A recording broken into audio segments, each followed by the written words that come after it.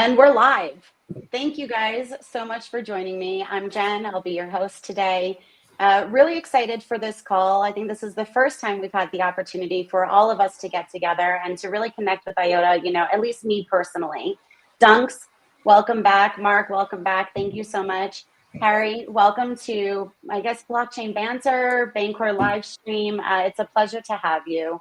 We're kind of here. I mean, I want to say celebrating. I think it's a big deal and I'm excited for it, but really kind of getting into the details of, what brought Bancor and Velocimeter, Graphene, and IOTA together. We'll start with introductions. Harry, maybe you wouldn't mind starting us off? Sure. Hello, everyone. My name is Harry. I go by the online alias of 0x I'm the head of DeFi at IOTA, and I am responsible to, map out how our layer 1 and EVM networks will look like from a DeFi landscape. Awesome. Thank you so much. And like I said, pleasure to have you. Thank you. Dunks, maybe you wouldn't mind. Yeah. I'm Duncan. I'm the founder of Velocimeter, or co-founder of Velocimeter, and Velocimeter is obviously the licensee of Bancor's Carbon DeFi. We call our instances of Carbon DeFi Graphene, which is actually quite a cool name, I think. It's a cool name with a cool logo, and I like your colors too. Yeah. I kind of realized today that we could make the logo better by having it more triangle. Like if each piece of it was more triangle, I feel like it would be better. So I was kind of thinking about it today. But yeah. So that's pretty much. Well, I think you're the one that brought us all together here, I'm going to say. So I'm going to come back to you. I'm actually going to have you kind of kickstart this a little bit for us. But first, I'm going to pass it over to Mark. Mark, welcome back. It's always a pleasure to have you also. Would you give us a brief introduction as well? Yeah, certainly. My name is Mark Richardson. In my previous career, I was an organic synthetic chemist. I used to be a professor of organic chemistry at the University of California, Irvine. Following that, I was a research chemist for the Australian government under their research agency called the Commonwealth Scientific and Industrial Research Organization. I joined sort of DeFi blockchain efforts during the pandemic while Melbourne was in a 2-year contiguous lockdown period because of the virus. I first joined Bancor just as a community member, just someone that was, posting ideas, criticisms, and things to the DAO governance forums. Shortly after that, I was a researcher, full-time contracted researcher for the Bancor Foundation, then the head of research, then the product architect, and now the project lead as of October of 2022. So I designed Carbon DeFi. I continue to design different ways that decentralized and permissionless liquidity resources should work on blockchains. And yeah, I'm spearheading the effort for Bancor as we move into 2025 with our new products. Thank you so much. No, okay, so speaking of Graphene and Carbon DeFi, I call you Dunks. I see Dunks. Should I be saying Duncan? I feel like you can call me Duncan or Dunks. Okay.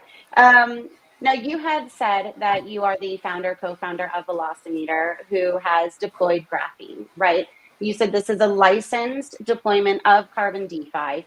So let's have our audience actually understand, if they're not familiar, what Graphene and Carbon DeFi actually are. I want to pass it to you first, because we are here celebrating, really getting everybody to understand what this is and how they're able to take advantage of this on IOTA specifically. So if you would, and then Mark, of course, you were the designer of this, the brain behind. So please jump in and add anything, you would really like for our listeners to be aware of.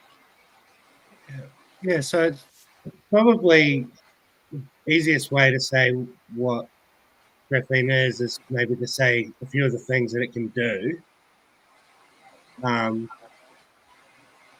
So some of the cool things that it can do that are super unique. Well, firstly, I call it an on-chain order book DEX. Is what I often refer to it like that. And some of the cool things that you can do are you can set limit orders, the limit buy and sell orders, and you can set range orders, and then range like to buy or sell in a range, and then you can link limit and range orders, and you can do concentrated liquidity, and you can. So it's super flexible, and Mark can probably talk more about how flexible it is, because there's actually lots of things that you can do with it. But Mark's probably better to talk about those. I actually saw that you guys had from Velocimeter posted something about, how ideally, everybody says we want to buy low and sell high, right? But it can be more difficult than it. I mean, of course, it's so simple sounding, but actually putting that in motion can be a little bit more difficult, especially with emotions actually involved, right? So I noticed that you guys had tweeted about this. I'm going to share that was actually a banger. That tweet, I'm classifying that tweet as a banger. Were you the one behind it? I'm taking it. I'm going to share it here in the comments so everybody can see it as well and kind of get their eyes on what this actually is. But in the meantime, were you passing it over to Mark? I didn't mean to interrupt you. Yeah, I'll just say that that concept of buy low, sell high. When you think about it, it's pretty simple, but it's not something that you can do with any other. I'm just going to basically say it's not something you can do with any other product. Like, it's certainly not something that you can really automate with another product, right? Like, I mean, and that's the thing. Like, you can log into Graphene, Carbon DeFi. You can set an order to let's say you want to buy. Let's say you want to buy a token.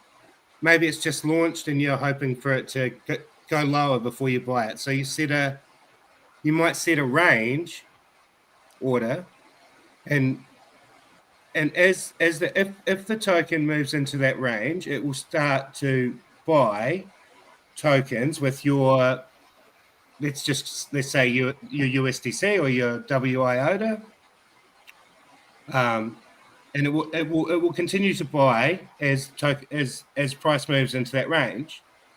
But let's say like it's a meme coin or something, and like you're about to go to sleep, but you know that it's highly likely that, let's say, price does go into your range. You're going to miss that. It can go up. It can then go up a lot, right? But then it can also go down a lot. And by the time you wake up, the whole thing could have, like, a coin could go from 0 to 5 million market cap and then back to 0 by the time that you were asleep. So, like, welcome to crypto. Right. So, like, what you could do is you could set a buy. You could, let's say the coin is at 3 million now. You think it's too high right now. You set a range between 2 million and 1 million. You're going to buy, and let's say it gets to 1.5. So half of your USDC is going to be used to buy the coin while you're sleeping, and then you can at the same time that you set that buy order, you can also set in the same order, in the same strategy, a sell order for, let's say, 5 million. So then you end up you pick up these coins at in that bottom range, and then it will take those coins and it will automatically sell them for you in the range that you define above. So you're all you did was you just set 2 price ranges and you went to sleep. And if price moves into that range at the bottom, and if it moves into the range at the top, then you would have executed your strategy. It's such a nice feature to have, because I know so many people who have, I mean, I can't be the only one who has sat there watching the charts before I've gone to sleep thinking, okay, if I go to sleep, I know the minute I go to sleep, it's going to get to where I'm waiting for it to go, and I'm going to miss the dip, or I'm, whatever it happens to be. So I know I'm not the only one that would, find this valuable. That's like the most common, that's like one of the most common experiences of a trader, like in these like 24/7 kind of markets, right? Like, well, and I think also it's not even necessarily a trader. This is something that I've seen as well. And Mark, again, I'm sorry, I'm going to invite you, join in this. But I think so many people think that I'm not a trader. I like to buy and sell tokens, but I'm not necessarily a trader, right? When you think of trader, you think of TA, you think of these, complex strategies and, sniping and all of these things. But really, at the end of the day, it's about having some sort of a plan, right? I've thought to myself, if you're buying tokens, you're a trader. Like, you're going to sell them down eventually. A little bit, like I'm going to try to buy that dip, and I'm going to accumulate a little bit. I don't think of myself as a trader, right? But here I am able to use a DEX that is for traders, right? And benefit from these things as somebody who just enjoys being in DeFi and can be passionate about, accumulating and building my bags. Mark, I want to invite you to add to what Dunks was saying, whether it's about these recurring strategies and this automated buy low, sell high, or any of the standout features that you are particularly proud of and want the users to know that they can benefit from. Sure. Okay, so I think it's helpful to discuss the DEX infrastructure sort of more generally, sort of in broader strokes. Because the automated like market making paradigm was created to service like a very specific demographic, and that demographic, I think, is best characterized as the people that are issuing tokens, right? So the people that are actually have ownership over the token contracts or are participating in fundraisers, doing OTC deals, that kind of thing. That's really who AMMs were built to service, and today I think that still more or less describes it. The advent of like concentrated liquidity, beginning first with Bancor V2 in 2020, and then Uniswap V3 taking the baton from there in 2021. It introduced the first real customizability, I think, with respect to the DEX infrastructure. If we're sort of letting something like Ether Delta sit by the wayside, and that's a more complicated discussion that we can talk about maybe later. But with concentrated liquidity, what you were able to do is, rather than being forced to enumerate your liquidity from a price of 0 to a price of infinity, you're now being asked to decide where you think most of the trading is going to occur within, right? So if we're looking at something like Bitcoin today, imagine you were deploying Bitcoins onto a concentrated liquidity AMM. What you might be thinking is, well, we're probably going to hover around this, I don't know, 90K up to 110K sort of price region. And that's a decision that you have to make. And the better you are at predicting what will come to be, the more profitable your liquidity position is going to be. And like, that's a key element here, is that there are people that have specific biases about the way that the market is headed. And DEXs, or the first attempt of DEXs trying to appeal to people's innate want of predicting how markets are going to evolve, was that simple ability to choose a specific price range that you think that things are going to remain inside of. The difficulty there is that even if you choose the price range correctly, it's very difficult to be profitable in any significant way. And the reason is because all an AMM really offers you the ability to do is to charge a minimum spread. And most of these concentrated liquidity protocols will have, like a 1 basis point spread or sometimes even less than that. And of course, it goes up to like 10, 20, 30 basis points and so on. But even then, like it's really like pretty de minimis. And so the act of providing liquidity can sometimes feel a little bit symbolic.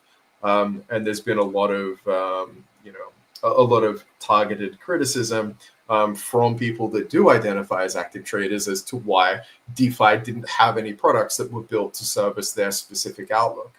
And Carbon DeFi was built really for that kind of demographic in mind. And so rather than being forced to adhere to what we call a short straddle or a short gamma strategy, which is what the AMM represents, Carbon DeFi lets users choose their specific trading mentality, if you like. They get to adopt whatever biases that they have already brought with them when they entered into a token position in the first place. And I think that if for people that are listening to this call will recognize that they already have that kind of instinct.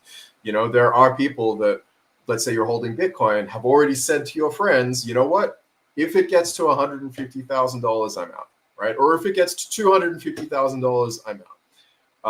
And some people will go to something like Coinbase and put all their Bitcoin down at a single limit order to sell it at that price bracket.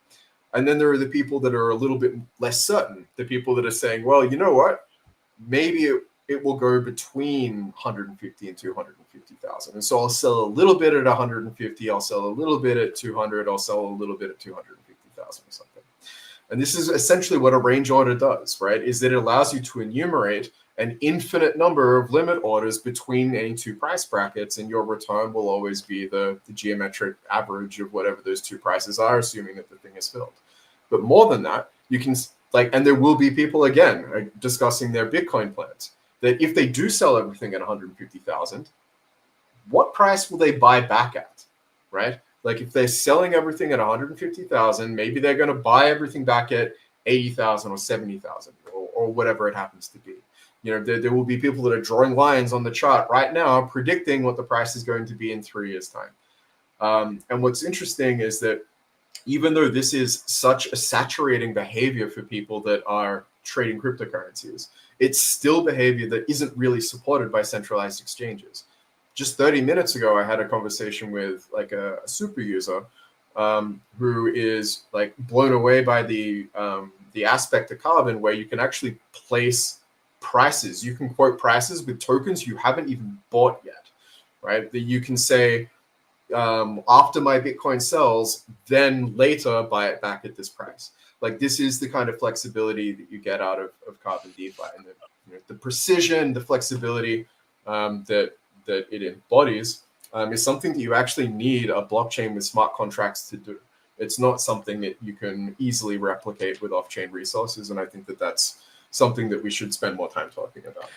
Mark, I think that is one of the two biggest strengths behind what Carbon DeFi can do is that ability. And I mean, as far as I understand, that's enabled by splitting out the buy curve and the sell curve, right? That's the foundation for allowing you to do that because it just transfers as opposed to, in a concentrated liquidity model, if we look at Bitcoin now, it's $101,000. You'd set your concentrated liquidity range on change between, let's say, 150 and 250. And as it enters, it would sell. But then if it came down, it would buy all the way down. And you don't necessarily want that, right? And my understanding in terms of what Carbon DeFi can do is you can sell all the way up. And if it comes down, it's not going to buy again. It's just going to leave it. And you can crystallize those profits and then buy in at that lower range. And the second part that sort of facilitates and really assists that, and I don't think it's really spoken about enough, is the simulate function. Everyone has their theories, everyone has their trading strategies in terms of how they think's going to play out, but it's really hard to get confirmation bias without doing back testing. And the simulate function built into Carbon DeFi's application is fantastic for that. And it's a really cool feature that, and you don't even need to put capital at risk to test it, right? You can just explore the environment, what you think is going to happen based on certain indicators, backtest it on what happened, I don't know, this time in the cycle 4 years ago, 3 years ago, and see if it will play out. And you have no capital at risk. And I think that's really cool. It's actually something that I wish that I did more often because often things don't play out the way you think the way you think they're going to. And if you could have just paper traded it, A, you wouldn't have lost any money, and I guess B, you would ultimately become a better trader because of it, right? Although one of the things that there is the other side where if you don't bet real money, then you don't win real money. I think one of the things that the simulator is extremely good at revealing is what the most adventitious trading pairs actually are. So like for years, like long before the blockchain had had an implementation of anything that I had specifically designed, I was trading, via a centralized exchange, by way of like USD, tokens against each other like Compound and Aave. Like it was one of the things that I recognized early on, that especially tokens that belong to a similar category tend to, by virtue of the fact that they're still cryptocurrency tokens, have an extremely high volatility profile versus each other, but still mostly trend sideways. Now, Aave has recently broken out of that trend and has started to trend above, other tokens in its bucket. But for years, it was pretty reliable that there was a certain price that you should get out of your Aave position and into a Compound position, and when it bounced back the other way, get out of a Compound position back into your Aave position. And there are still many tokens that that exhibit exactly that kind of profile. The simulator is extremely good at identifying them because we do not require that the price chart that you are simulating on to be denominated in anything in particular. And so, for example, members of the meme coin community have often expressed like an appreciation for the fact that they can have a look at how some of the meme tokens in their portfolio trade against each other and how they might like to trade some of those positions without having to do the manual work of working out what their cost basis is in US dollars and then having to reconstruct those price charts. The fact that the simulator just gives it to you and the ability to backtest what it would have looked like had you traded those things versus each other, I think is an extremely valuable and helpful feature. And with that type of trading where you're sort of almost like looking for volatility, you're almost like looking for like a volatility between two different tokens, the actual tech is super well suited to actually implementing that strategy as well. Like, so say you find two meme coins and or let's say you take 20 meme coins and you simulate trade. This would be something that would take some time to implement, but you could test 20 meme coins against each other. There'd be a lot of testing, but you could see which ones you wanted to trade, and then you could then actually, like, having done that, setting up the system to trade those on autopilot essentially forever, or for as long as it stays profitable, would be super easy to do. It would be a matter of a couple of clicks, really. Yeah, but even if you're not even, let me try that again. Even if you're not interested in trading meme coins, you could still roll out the same sort of concept if you wanted to do like the IOTA ETH and IOTA BTC pair, right? And see how you're trading or correlated against either of those two assets, and if it breaks out in and out. And it's just a feature that isn't spoken enough about, and I'm really interested to hear one of the other things that I think you may have sold as doing this is historically, especially when on-chain limit orders first came out, and it still happens from time to time now, is when there's intense volatility on networks, gas just goes through the roof, right? And once gas spikes on most networks, the on-chain orders don't execute. I've had in the previous cycle, I had a number of limit orders that just never got executed because the protocol that is running the limit order just didn't top it up with enough gas. It just spiked too high, and that you seem to have solved for that. This is probably a pretty Yes, perfect yeah. segue into fast lane and stuff, right? Yeah, so let's let me, talk about. I'll bring that back, Mark, really quickly. So we were talking about Bancor. It's not just, you know, Bancor had announced that your technologies, plural, had gone live on IOTA, right? One being Carbon DeFi or Graphene, right? Which is a deployment of Carbon DeFi. The other is the Fastlane. So I think what Dunks was just saying is this is a kind of a nice segue into what that other product is. Not intended, or technology that has gone live on IOTA. Could I just quickly pop one thing in there as well, is that when we talk about like the simulator being able to simulate any two token, like a trading strategy between any two tokens, it can actually simulate. Well, I believe that it can actually simulate strategies that.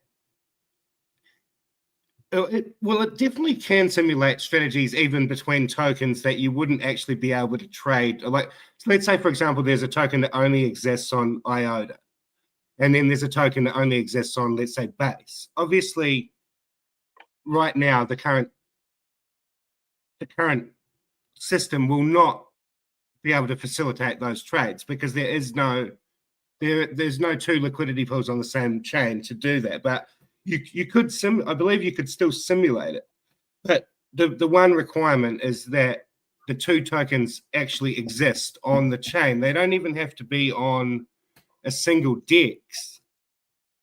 Like it could be there's a few DEXs on IOTA. There could be a token on Magic C, and there could be a token on Velocimeter, and you could set up a strategy on Carbon DeFi, Graphene, and it will trade against those two pools. I just wanted to kind of throw that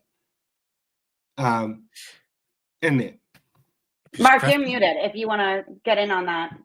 Or Harry, I'm sorry, I didn't mean to cut you off either. I was going to just add that another... And that's because of the fast lane tech, and hopefully Mark can... Right. And we'll let Mark kind of elaborate on that a little bit more also. Harry, what were you saying? I'm sorry. I was going to say that,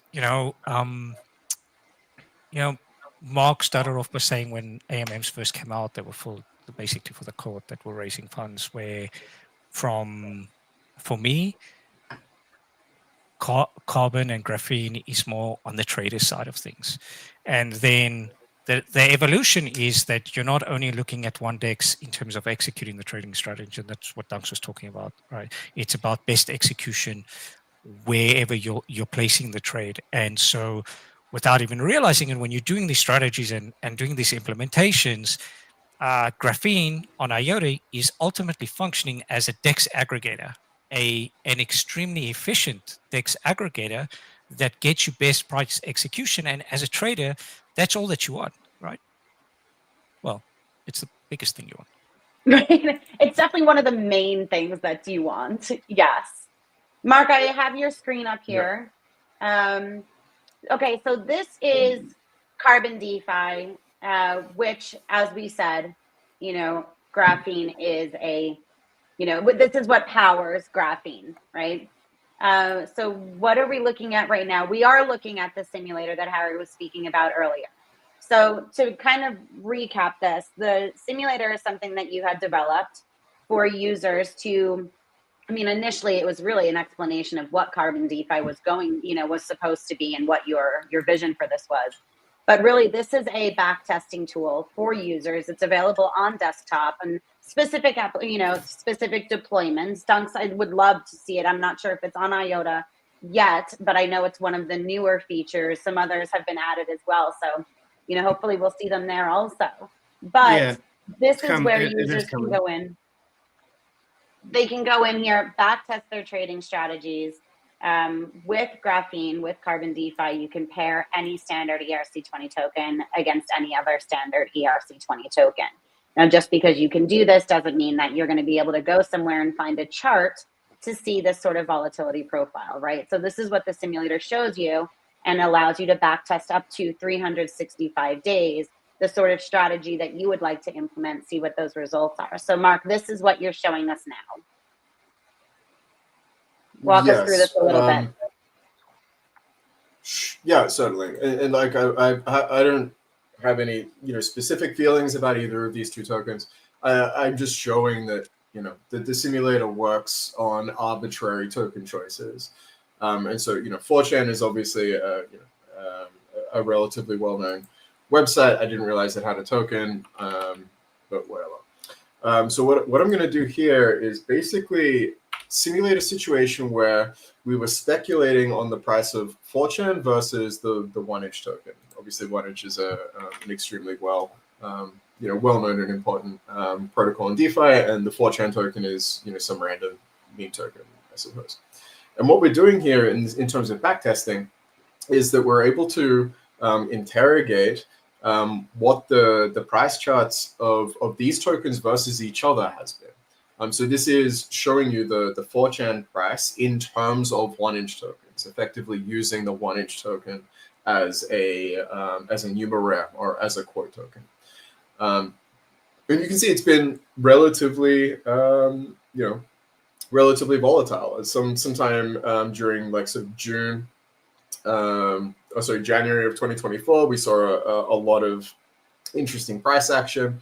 Where the thing was going completely out of control. I'm not sure exactly how much stock we should put in these kinds of candlesticks. Obviously, trading on chain can produce this kind of volatility. But you can see things kind of balanced out. So I'm expecting a lot of like really interesting activity early on in the simulation, and then of course the rest of the simulation is going to be interesting as well. But we're just going to use this to sort of demonstrate exactly what the product does. So this is literally emulating what your returns would have been had you created a position sort of this time last year with 0 4chan tokens and putting up 1, 2, 3, 4 1inch tokens with these specific prices in mind. And this is important, right? We can drag these indicators around. And what it is doing, right, what we are as users of the simulator and as users of the protocol are indicating is what prices we would like to sell the tokens that we have, or what tokens we would like to buy the token of interest with. So you can see at the very beginning here, the price of the 4chan token in terms of 1inch started sort of somewhere between what is becoming our asking prices and bidding prices. And so as the price of the 4chan token comes down, we're going to backtest, okay, what would have happened had we decided to swap our 1inch tokens to 4chan tokens at this price point? And this is exactly the kind of trading strategy that Carbon DeFi exemplifies. And then with the red region, these are the prices that we're offering to sell our 4chan tokens back to the market in return for 1inch tokens. And we're basically going to let that play out for a period of about a year. And again, this is no capital committed. This is just playing around, learning what the protocol does, how it operates. That ROI is ridiculous. I'm sorry. Yeah, and this is what I said. But I thought calculating, and I couldn't help it. Who would have thought? What sort of time frame? Exactly, and I think that's Harry. I'm so glad that you brought up the simulator because I'm not sure that I really would have, or I'm not sure that we would have. But being able to this honestly made me laugh. I would have never thought that 4chan one, I'm with Mark. I didn't even know that. Yeah, was a exactly. token, right? And then trading it against 1 inch in how long? This is Mark? a year, In a a year. little bit over a year. Okay, so Yeah. 9,303%. Go ahead, walk us through. Correct.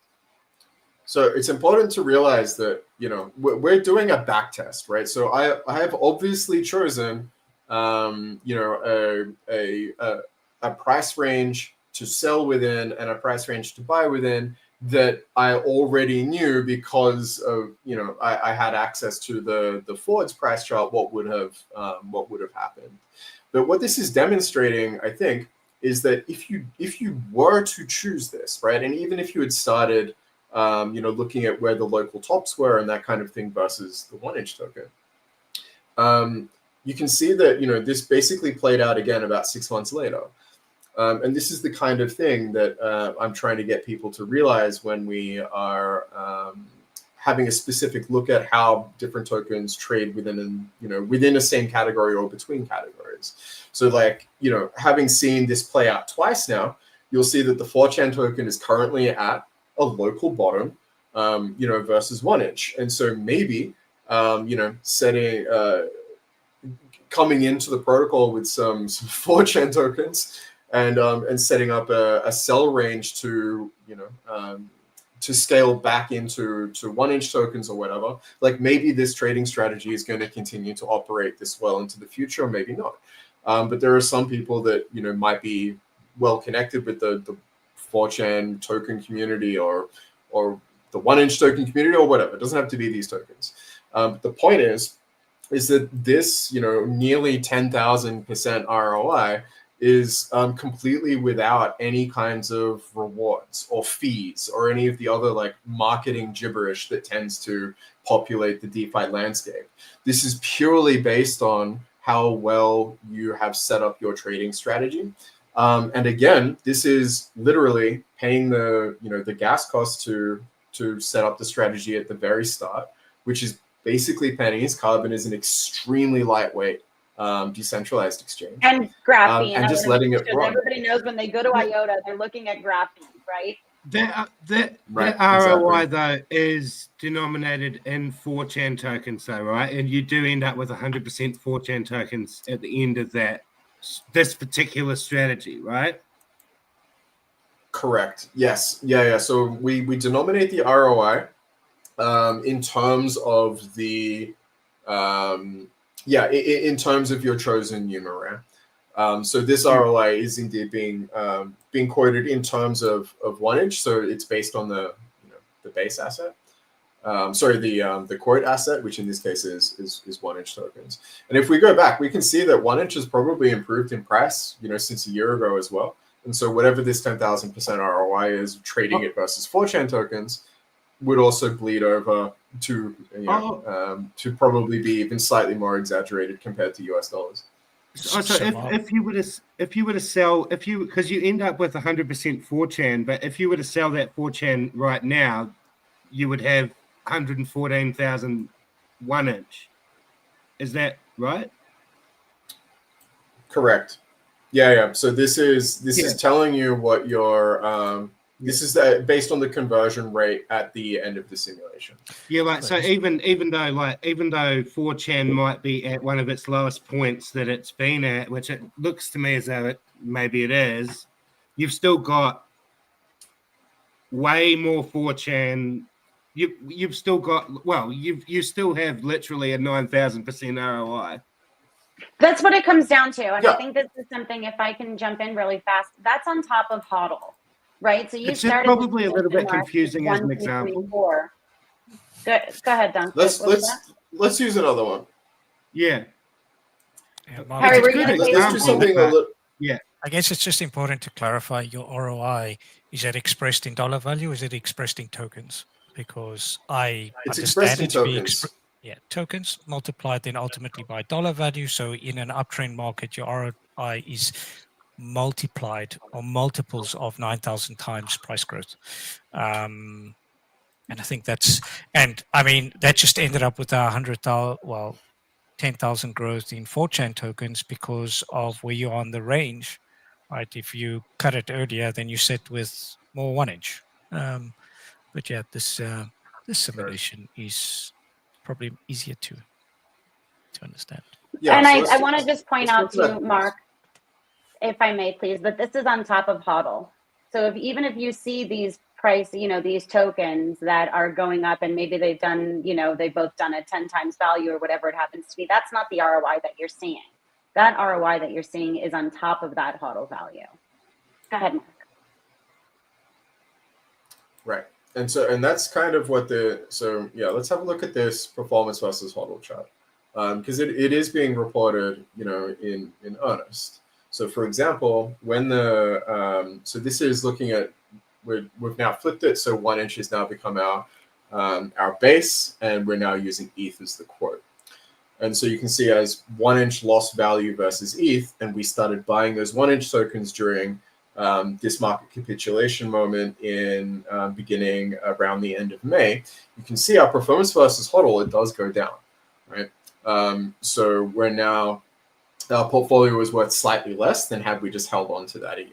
And it looks like it dove to about minus 2.8%. But then as the price of 1-inch recovered versus ETH, and we sold those 1-inch tokens back for ETH tokens, the portfolio position actually recovered and then overshot the HODL position. And so now we're up to about a 12% ROI.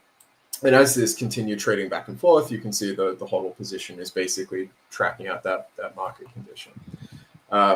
But yeah, so our portfolio began completely denominated in ETH, right? We started with 1 ETH.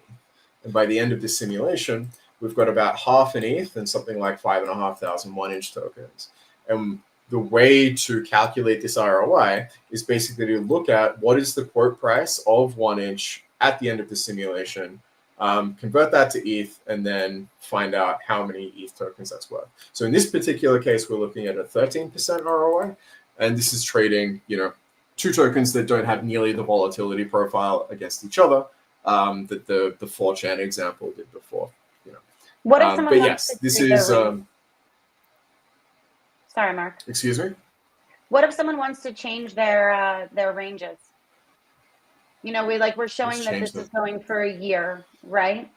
So yes, what if they want to change something? Not just for the simulation, I'm talking about for an actual live strategy. Here it's back testing, right? You're not using actual funds, but when someone creates an actual strategy, what needs to happen in order for them to go in and edit their strategy? Is it going and deleting it? How does that work? Yeah, so the protocol is built to service basically maximum flexibility. So for example, here's a strategy that we just found. You can see the same sort of price brackets, and we've got a chart that annotates how this thing has been trading over time, and you can see all of the effective accounting of the protocol here, so that users can export their data if they need to give that to their tax accountant or whatever. Even if they're just auditing how their position is being traded, they can do that here. Now, if this was a position that we had control over, and we don't, because I don't know whose this strategy is, if we click on the management button, we could edit the price ranges that we're trading in. We could add more tokens, more liquidity. We could withdraw some of that liquidity, whatever. There's no need to burn any of the NFTs that you get issued that represents your position. The position that you have is basically infinitely reusable.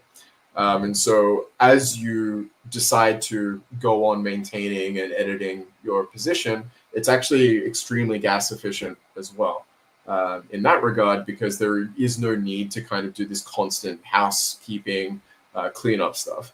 Essentially, once you've got a position in the protocol, your prices become, all of the settings of your strategy are arbitrarily modifiable from that point onwards.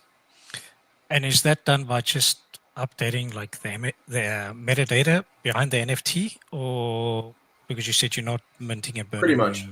Okay.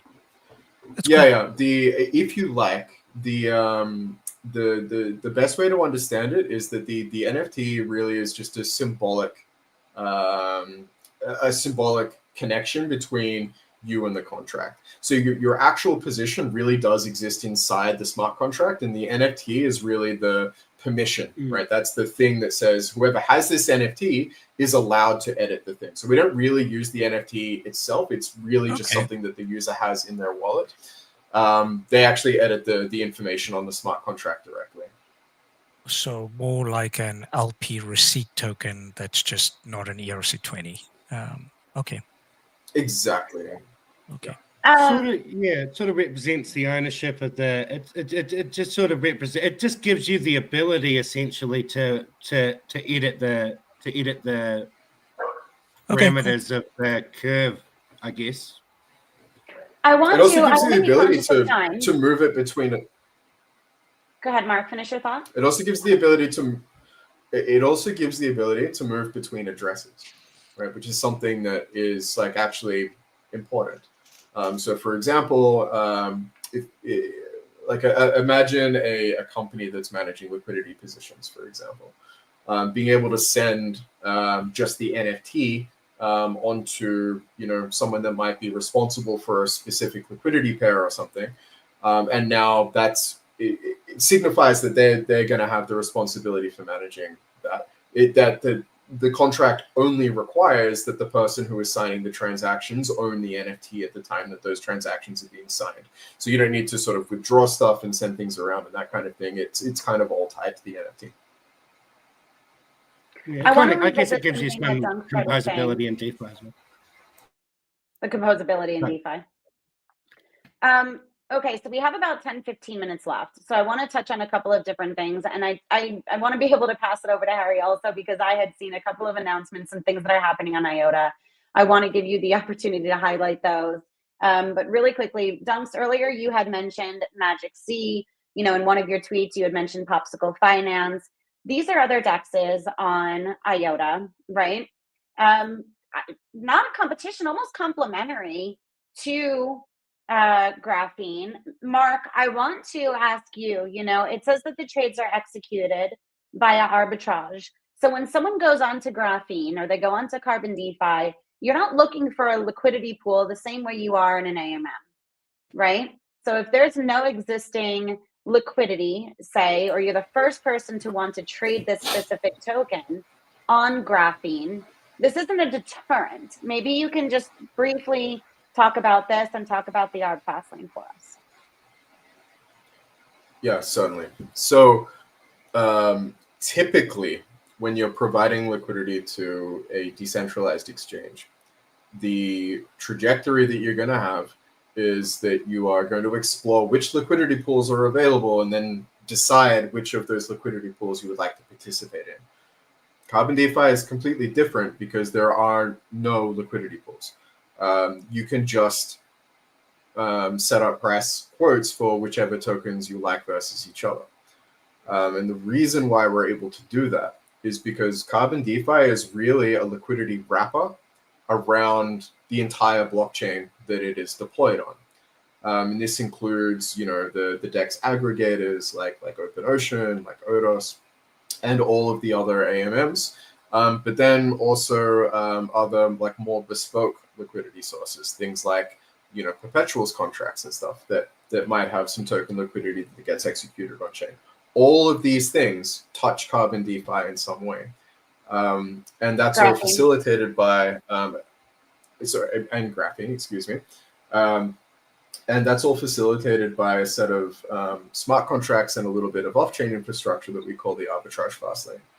And this is really, something that I had wanted to do for a long time, which is to remove part of this third-party dependency that we had on like searchers and people at the block building level to get acquainted with the DEX that you're building, and rather provide the product ourselves that allows either those people to participate in the system at their own volition, or for us to shoulder the responsibility of executing some of these things ourselves.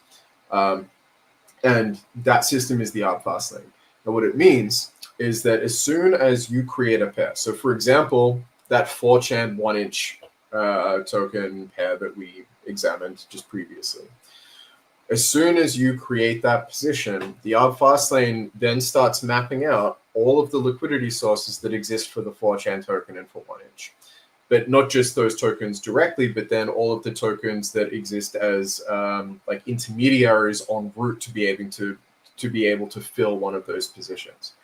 And so, and then after that, it will continuously monitor the blockchain to find out what the quote prices currently are for those things. And if there is, if your quote prices are within reach of somebody else's liquidity source, then it will immediately fill that order. Now, having said that, it's actually not a requirement because people can still come to the app and browse the prices that you're offering. And if they want to, they can swap the 1inch tokens for 4chan tokens or whatever. There is no requirement that the ARB Fastlane be there. And similarly, DEX aggregators will, which is in my, I've said this before, aggregation and arbitrage are two sides of the same coin. A DEX aggregator can also route user volume directly through Carbon DeFi, and I've gone to great lengths to make sure that they have all of the resources and technical documentation explanation required to plug themselves directly into Carbon DeFi, and that's generally how things happen.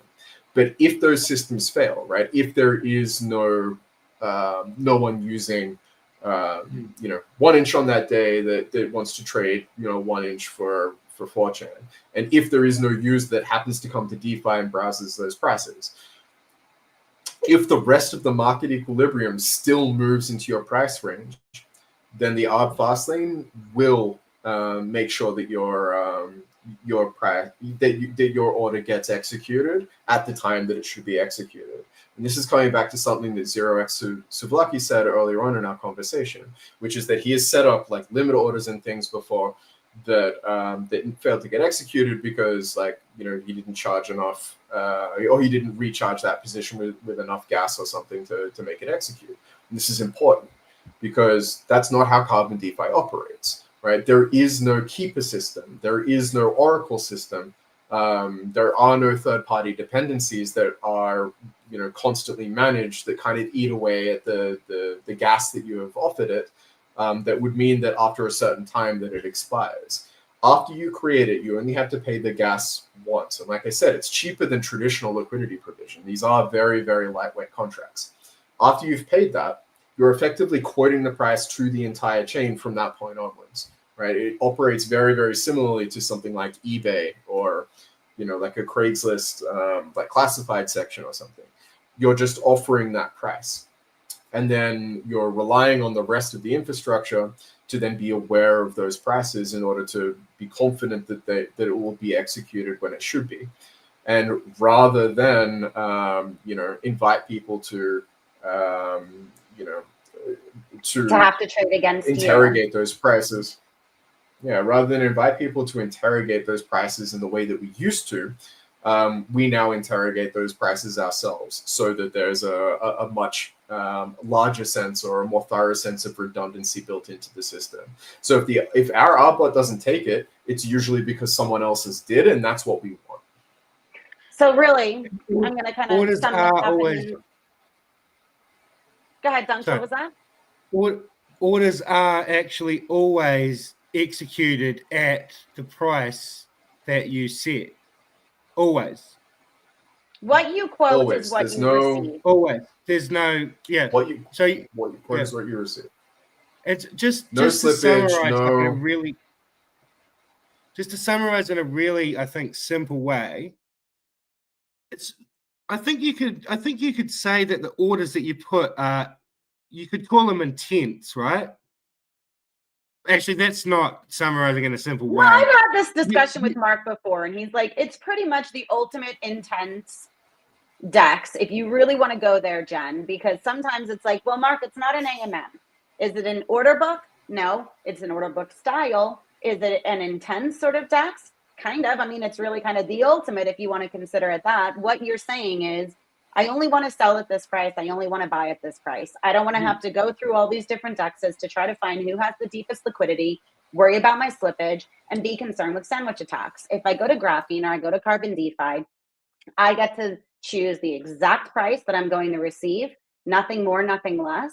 And I'm going to be taking all of the liquidity or have access to all of the liquidity across all of IOTA or across all of this chain. And that's going to be, that's what's used to fill my order on Graphene. Whether there's liquidity or there's any of this token existing on this, deployment on Graphene, it's taking all of the liquidity from the entire network and using that. Any small price discrepancies, anything of the sort, that's how your trades are being filled if there isn't a direct taker or an aggregator or another arbitrager, right?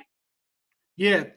I was just what I was actually gonna say is just that you're putting orders on an order book for the prices that you want to buy or sell at, and then just like any other book, like if it was Binance, just think if it was a CEX or whatever, you put up orders, someone's going to come along and buy those orders or sell into those orders or buy, right? So like in that sense, it doesn't require an arbitrager or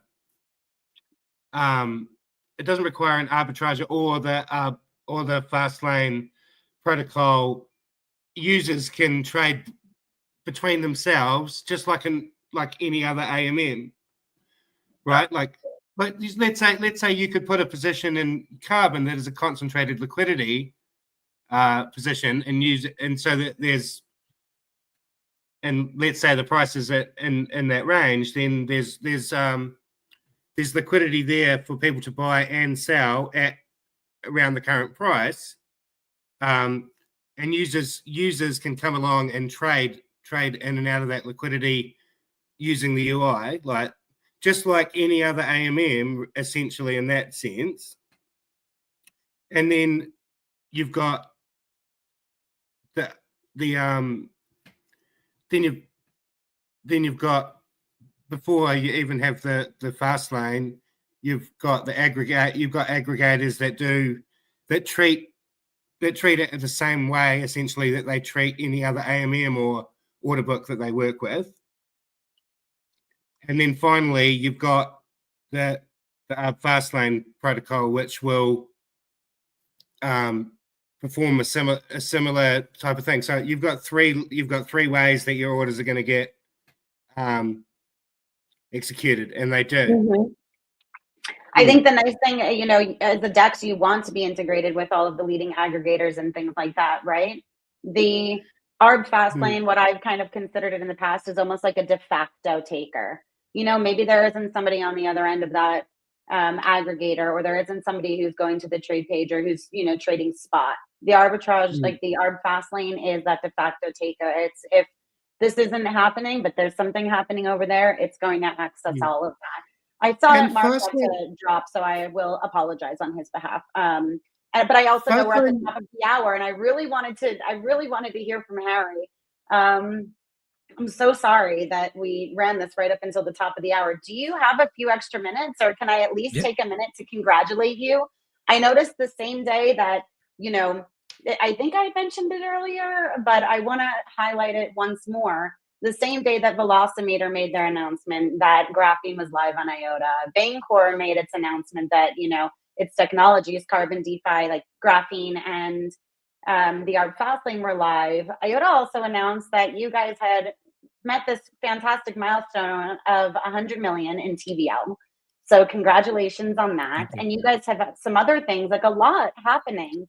So if you would, just take a few minutes, tell us about DeFi on IOTA in general, right? Like, it's not just Graphene that's going on over there. So for anyone who isn't on IOTA yet, just give us what you want them to know. All right, thank you very much. Yeah, it's been a very, very busy year over at IOTA. We started at the start of the year, we did the rollout of the EVM, and over time we've onboarded infrastructure partners, and then various protocols or projects to build on top of that infrastructure, where Velocimeter and Graphene are one of them. And we're trying to build out a DeFi network that forms the base layer for RWA adoption. First, RWA retail, and then institutional RWA that sits on top of it. And so through that, we've onboarded a few, we sliced out the different sectors of verticals within DeFi to attract teams to form the base. So DEXs, lending markets, CDPs, perps, right? So those sit at the right at the bottom, and kind of next to it, complementary, we have NFT communities, NFT meme coin launch pads, all of those things. Some of the more, I guess in today's climate, you can call them culture building protocols. So they sit next to each other, but it was really about building this baseline to allow RWA projects to build on top of it. And those RWA projects are tokenized T-bills. We have a very good partnership with one of our sort of home-built projects called Realize. They are the first to get a license out of the ADGM, which is Abu Dhabi, to do regulated tokenized funds. Right, so that's amazing. I saw that announcement. Yeah, that's huge. Congratulations on that. And it's Dom's protocol, right? Yeah. So and Dom's the founder of IOTA, right? Yeah. One of the founders of IOTA. Yeah. And so they're busy working out, and that's just one of the things that we're doing. So we're doing regulated funds that are coming to the network. We have tokenized stocks. We have tokenized commodities. A whole various things that just enable the growth and expansion of the RWA. If we think about RWAs, it's not just the default setting is T-bills, but it's, if we think of TradFi, it's T-bills, it's commodities, it's credit products, it's stocks. Like all of those have their role to play and can find a place in DeFi applications to help, well, accessibility and also the ability to use those that capital in ways that you cannot do in traditional finance. And that's the sector that we really want to tap into. So that is kind of the core base of what we've been building sort of on the EVM side. And then together with that, we've been working on this massive upgrade for the L1 to enable smart contract programmability using Move smart contract language. And so that would be similar to like SWI, right? If we think of Move smart contract, I think the protocol that comes to mind on that language is for many is SWI. And the idea that we want to do is we have a really strong digital identity solution. We have really good, strong partnerships for digital passports, and we want to bring that on-chain onto the L1 too. And we want to create an environment. Well, our goal is to create an environment that we can attract builders that want to build within DeFi, within RWA, or anything tokenizing invoices. Anything is on the table, and you aren't restricted to a certain programming language, right? I think that's a blocker for a lot of developers. You know, yeah. I would love to be on this chain. It's great. What they're doing is wonderful, but it's not my language. Yeah. And so we're trying to remove those blockers by saying, well, if you learned how to code, Move, we have a place for you to build. If you're more comfortable building in an EVM landscape, well, we have one of those too, right? And then kind of having the chains built up next to each other, complementing each other, so that you have this robust experience that ideally, we are talking much further down the line, but it needs to be the seamless experience. In general, right? There's a lot of fragmentation with app chains, L1s, L2s, like, am I on this network? Am I on this network? It becomes quite a nightmare, but you want to build towards a period where I'm going to do this on IOTA, and it doesn't really matter if it's the EVM or the Move. Yeah, and you can have just a seamless experience to connect all the dots. Yes, it takes time to roll out and to implement and to integrate, but this governance proposal that is under vote currently is the first step to do the upgrade on the L1, which then we can talk to exchanges to, upgrade to have IOTA looking at the new layer 1, and it will also see IOTA move to a proof of stake model, which will see us introduce staking, which will give a lot more utility to the IOTA token itself, and see the introductions of LSTs and things like that to further enable users to get maximum capital efficiency out of the IOTA they hold. Well, it's kind of wild. I mean, when was IOTA founded? 2017, 16, something around there, One of right? So it's nice, I think, right? I mean, Bancor was 2016, 17, right? So I know that they both really date back to 8, 9 years ago now. It's nice when you are able to build this product and evolve and continue evolving. You know, it's kind of like I said to you, and I'm laughing at myself now because it's like, you have a lot going on over there. I'm sure for the last 6, 7, 8 years, you guys have had a lot going on, right?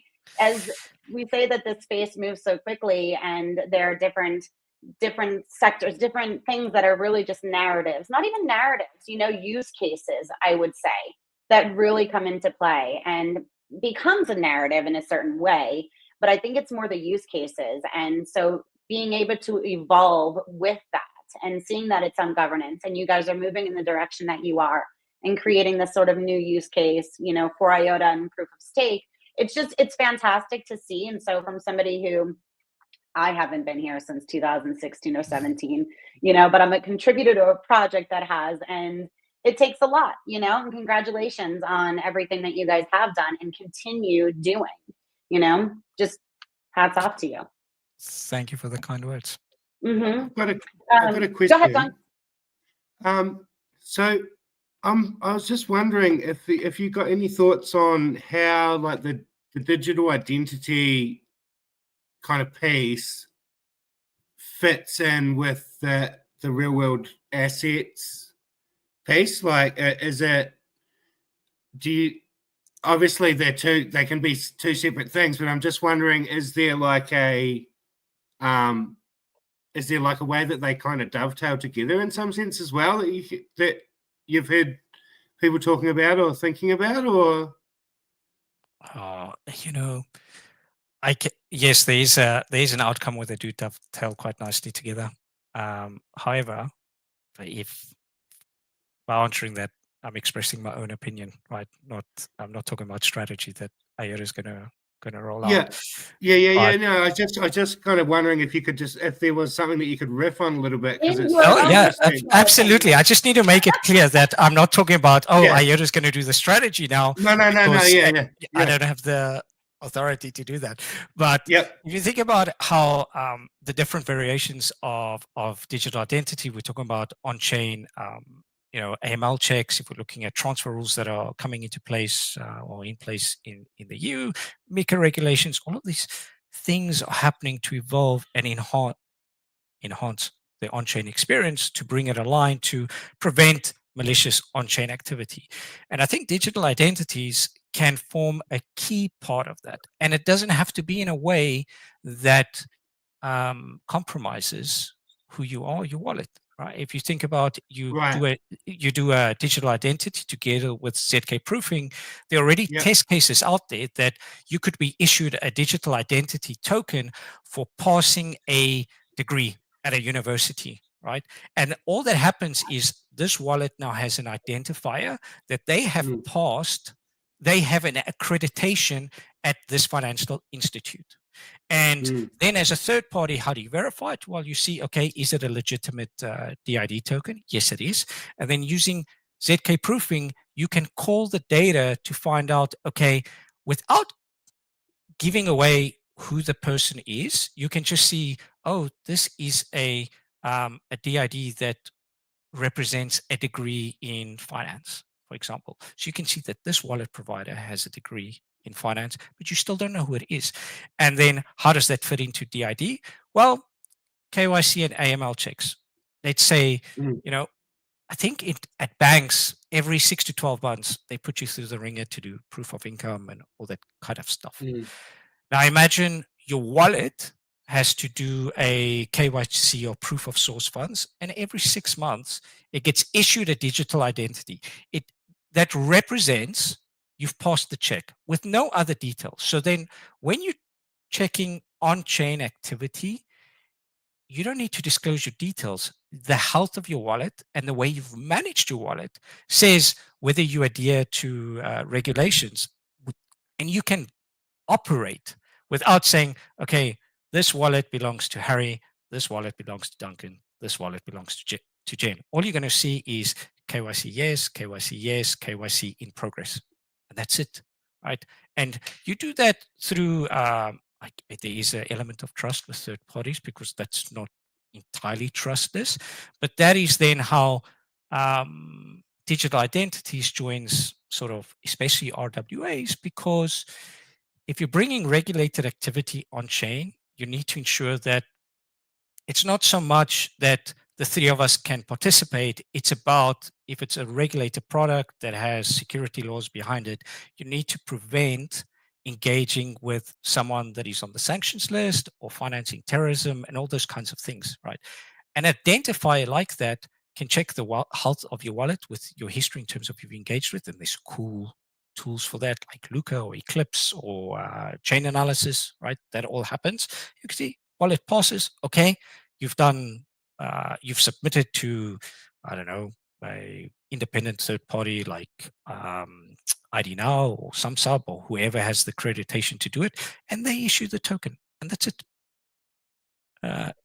Well, that could be just the start. It could evolve far more than that, but they can definitely coexist, and it can go beyond digital identities. It can breach into not breach, that's not the right word. It can expand into digital passports too.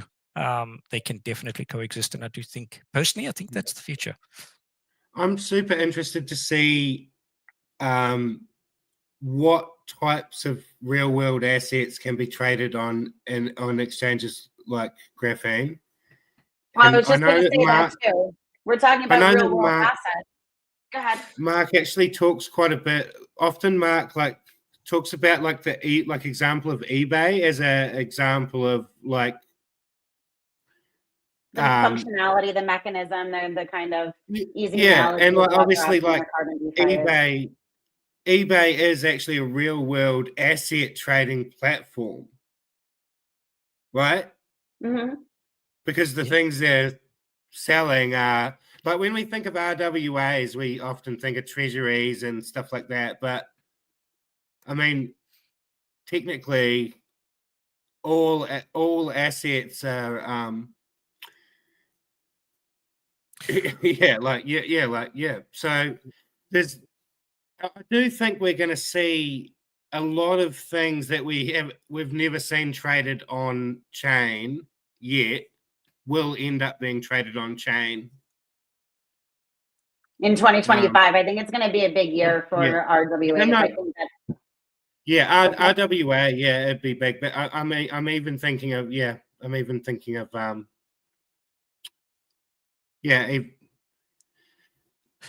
other real world things. Yeah. So there are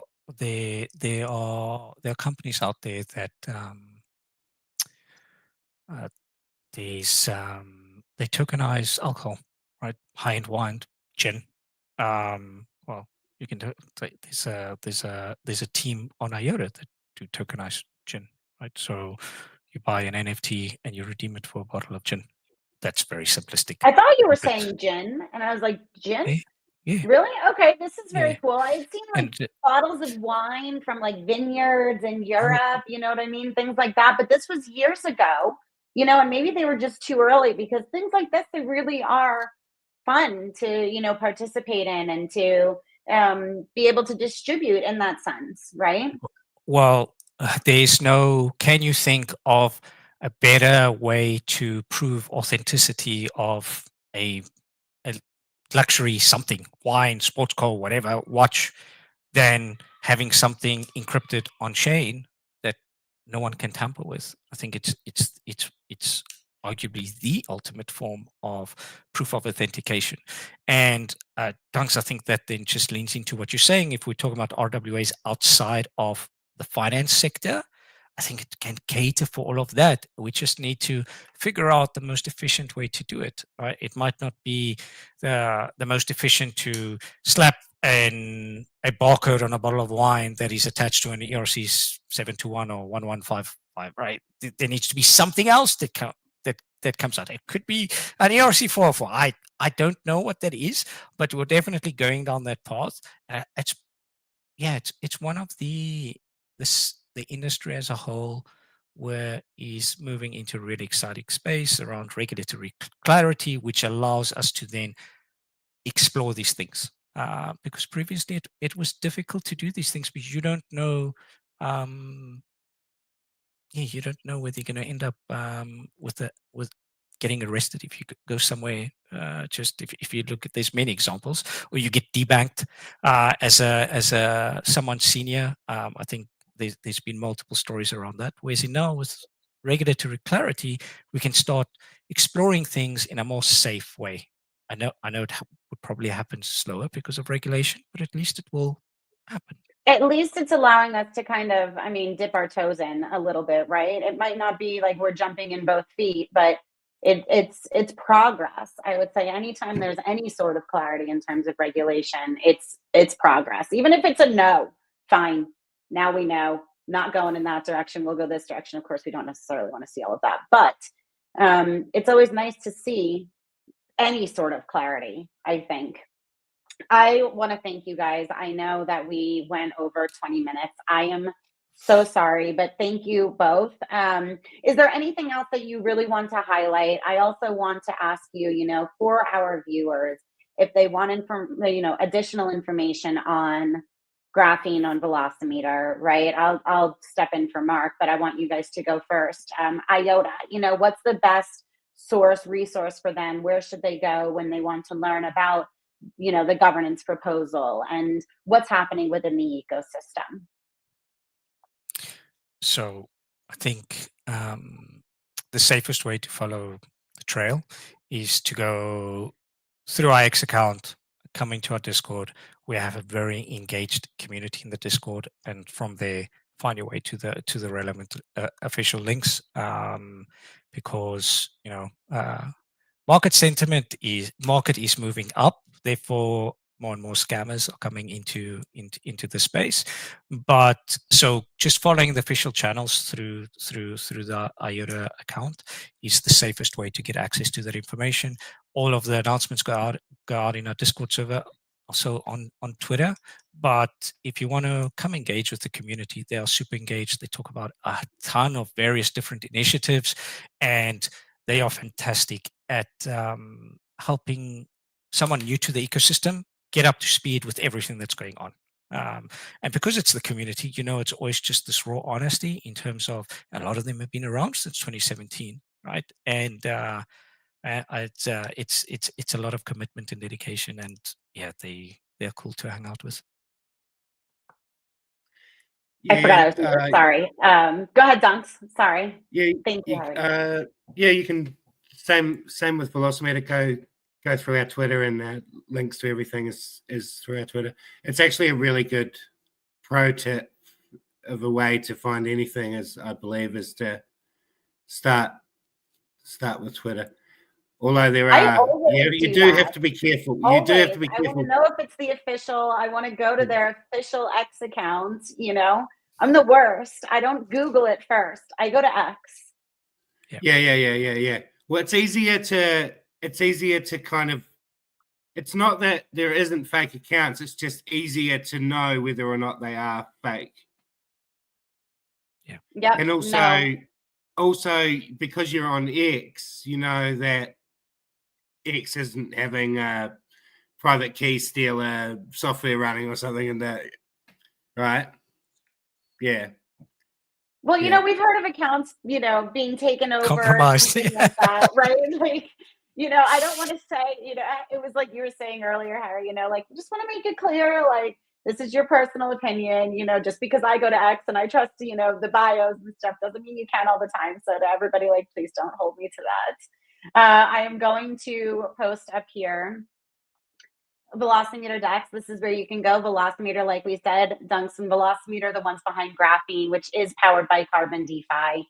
I know that Mark had to leave a little bit early, so I'll go ahead and for any of our viewers, if you want to learn more about Bancor, who is the project behind Carbon DeFi and the Arb Fastlane that were spoken about earlier, you can visit their X. I'll put that up there as well.